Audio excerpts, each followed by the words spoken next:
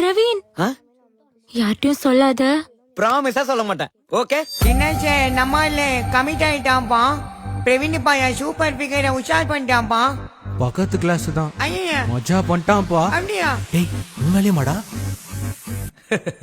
அம்பு விட்டாலே கோலி குண்டு கண்ணாலே கியூட்டா வந்தாலே லவ் தந்தாலே ஜோக்கா இருந்தேனே நானும் உங்க முன்னால ஹீரோ அண்ணனே ஒத்த சொல்லல. ஏ பக்கத்து கிளாஸ் தான் ஏ உஷார் பண்ணிட்டான்பா.